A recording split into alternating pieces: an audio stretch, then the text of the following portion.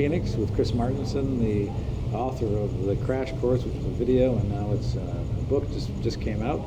And Chris, I can't remember the last time I've heard anybody get 3 separate rounds of applause for a speech, but it was a great speech, knocked it out of the ballpark. Basic theses being that we are seeing a lot of exponential increases in things like consumption and things like base metals and energy is going to be problematic. Why don't you, for people who aren't familiar with your work, just a quick overview? Sure. This is a scientifically based view. I try to leave as much of my personal opinions, beliefs out of the story. I think the data alone tells a really compelling story. And you mentioned the exponentials. It's got 2 pieces to this story. The first is that we're exponentially increasing our use of all sorts of resources. That's what our economy is. It's a flow of materials from point A to point B, and it all begins with stuff that comes out of the ground. If you want to have a car, you need steel, you need copper, which means you need iron ore, you need copper ore. And so when we look at these numbers, we say, wow, we're exponentially increasing our use of all these base minerals, and that's on one side of the equation. On the other side, we see that those same resources that we're depending on are depleting exponentially. So we're trying to get more and more out of less and less. And that's been a great story. It's worked for us for a long time. My thesis is that over this next period of time, starting now, over the next 10 or 20 years, we're going to discover something really important, which is that we can't get more and more out of less and less because of a shortfall in the amount of energy that we have available, particularly around oil. Right. So you're particularly concerned about petroleum. One of the questions that came up at the conference, of course, was, well, what about all this natural gas and the back-end formation, and isn't that going to sort of save the day? And ignoring the fact that, of course, the environmentalists have now picked fracking and unconventional gas development as their new poster child for evil capitalism, but just assuming they weren't in the way, is that a significant part of the solution? It'll be an important part of the solution, whether it will allow us to transition disruption-free from here to there. So if we started 10 or 15 years ago with this horizontal drilling and we've got all this natural gas, and then we said we really want to use this to help transport things. That's what we use petroleum for, getting things from point A to point B. So if we really started that, we would say, great, we're going to start offering compressed natural gas cars, filling stations, pipelines to get those things there, all the natural gas there. We're going to really build that infrastructure out. That'll take 10 or 20 years. The fastest energy transition ever on record was 40 years, waiting for market forces to do something. So do we have 40 years in this story? The answer is no. We don't even have 10 or 20 years at this point. We are at peak oil. We're going to need to start figuring out right away how we're going to start moving to this natural gas play if that's what we wanted to do.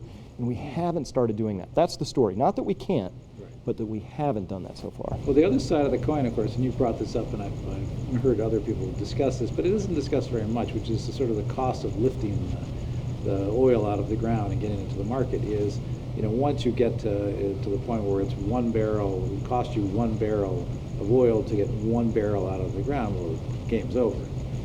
Where are we now in that basic setup? You can just look at anything you want in the news and understand that we are getting less energy back for our efforts. So here's an example. Shell just announced this past, I think it was in June, they're going to build a liquefied natural gas facility that's going to float. It's going to be the largest floating man-made structure ever built. Has the same amount of steel as 6 aircraft carriers. And it's going to last 25 years, withstand hurricanes. It's parked off the coast of Australia. They've got the project in works.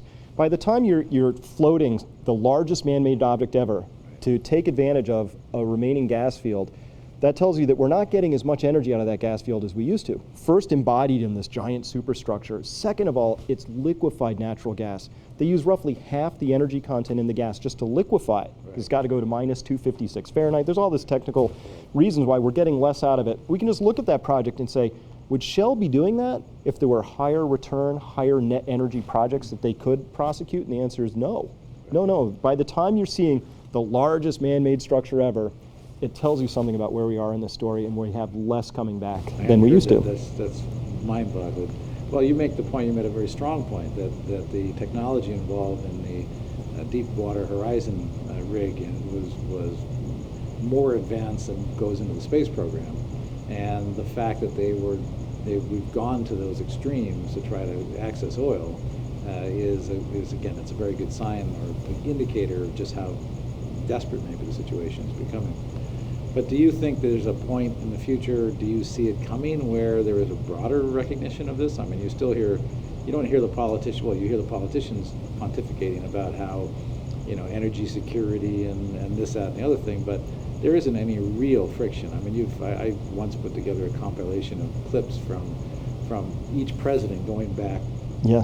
I think I got it all the way back to Eisenhower, you know, talking about the need for America's energy independence, and you know, every single president, all the way up to the present, has said the same thing. But yet, there's no real energy or any real political heat around doing something about it. Do you see that changing? Do you think things are reaching a tipping point where it's going to become so obvious to so many people that this is going to become a national priority? Well, I think from the civilian side of government, where, you know, the elected president, all of that, I truly believe in my heart of hearts that branch is going to wait for some sort of crisis and then they'll manage the crisis. I think that's really suboptimal, but is probably the way we're going to go. On the military side, very interestingly, the Joint Operating Environment Task Force, every year the 4 Joint Chiefs come together and they have this big planning study. They look at all of our threats, and they actually are using peak oil as a threat scenario now. They call it a liquid fuels emergency. And they're jumping up and down as hard as they can, waving their arms, going to conferences. I heard a Rear Admiral stand up and talk about this. He said, look, we don't understand why there's no traction for this on the civilian side. This is one of the most serious threats that we're facing. We can't operate our entire economy, our military. This is a very big national security threat. The German military came out with the same sort of assessment recently this past year.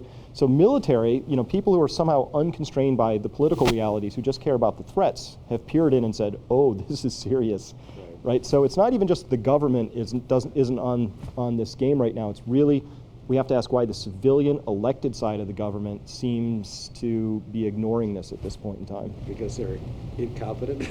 or they can't find a way to get elected using this information, or something is off in the story. But we shouldn't wait for them to figure out what this is before we decide how we want to respond. So playing the devil's advocate, from even in my relatively short lifetime on this planet, there has been a steady stream of books about, you know, and these people talking about the global population explosion, and it's going to take the world down, and, you know, by 1985 we were going to be, you know, looking around for roots and berries and all this sort of thing. And so your view, because it's not just the energy, it's also the base metals are starting to wind down. The usage of base metals is making those deposits harder and harder to find.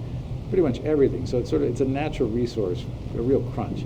But why, you know, why isn't this just another one of those, I don't know, dystopian futures? You know, I mean, what's different in your theory? Why are you so convinced that this is going to happen?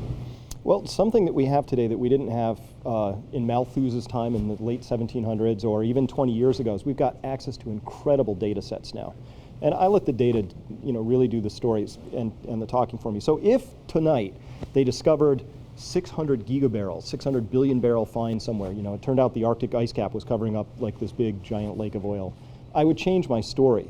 But I've been on this story now for probably about 6 years, watching the data come in. Every quarter I get access to really incredible production data and exploration and discovery data, and it's all confirming the same basic trend.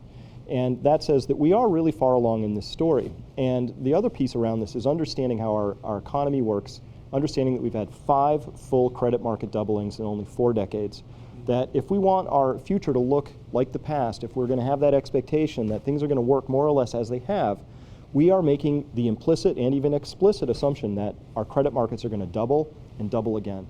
So that means we have to go from $52 to $104 trillion of credit in the next 10 years. Well, where are we going to spend that? What are our opportunities to even float that much credit? How could we justify it so that we could see how that credit would liquidate itself, that is, get itself paid back? You know, we can't just put that into importing more sweaters from China. We have to, what would we be putting that into? And that's where I'm struggling to understand where we would find $50 trillion of investments that we could justify. And that just tells me that things are going to change. And that's my story. It's not this dystopian, oh my gosh, it's all over, David. This is about how things are going to shift. And that's the main thrust of my argument. If you're expecting the future to look just like the past, I think you're going to be disappointed, because we just can't expand things in the ways we expect, to become accustomed to, all of that. So you made a very, I thought it was a very insightful, profound statement at the end that having studied this as hard as you have and really looked at it, you've sort of become okay with the scenario. As you understand the scenario, you've internalized it and made it sort of, it helps sort of guide your life at this point. And so what if you were having gone through this whole process of thinking on your own, help our viewers take a shortcut. Where do you think they should be focused? Where do you think they should, how should they think about the world and about their investments that they may not be doing now? Yeah, great question. Also a very complicated one. I wish, my number one hope in life is I could put this all in a pamphlet, right? There's a book, but even there at the end, it's very complicated because local mileage is going to vary in this story. Which community you're located in, which country you're located in, which assets you've decided to try and diversify into. The main thrust of the story is this. I truly have lost faith that our currencies are going to be managed towards anything but oblivion.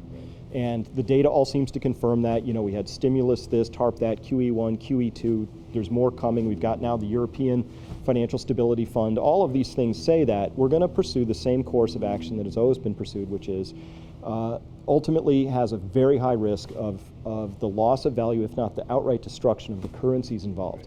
And so once you hold that view, the question becomes, how do I personally need to diversify? And so I'm really counseling people, if the pendulum swang from everybody being fully invested in things, right, the original landowners of once upon a time, to a real fascination with paper, right, we're swinging back. And so how do you invest in things? So this is where resources come into play. It might be actual farmland. It could be an investment in your own house so that it's more energy efficient, so you're more resilient to rising energy prices. These are all kinds of things that I start moving people towards, but everybody has to look at their personal situation and decide, where do I want to live? How do I want to live? Who do I want to live with in this story? And most people are just starting to wrestle with those questions. You might not want to live in the far north. You might not want to, yeah. Or you might not want to live in a really crowded area with too many people in it. These are choices that people are making right now. Good. All right, well, that's been very helpful. And again, great speech, and thank you for being here. Thank you. Pleasure's mine.